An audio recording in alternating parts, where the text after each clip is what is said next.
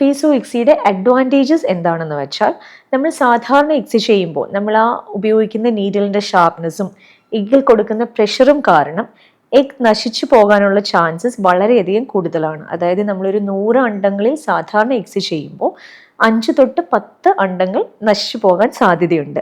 എന്നാൽ പീസോ ഇക്സിയിൽ നമ്മൾ ആ ഉപയോഗിക്കുന്ന ടെക്നിക് മൂലം അണ്ടം നശിക്കാനുള്ള ചാൻസസ് വളരെ കുറവാണ്. അത് 1% മാത്രമാണ്. എന്ന് വെച്ചാൽ 100 അണ്ടങ്ങൾ നമ്മൾ ഇക്സി ചെയ്യുമ്പോൾ പീസോ ഇക്സി ചെയ്യുമ്പോൾ അതിൽ ഒരണ്ടമേ നശിച്ചു പോകാൻ സാധ്യതയുള്ളൂ.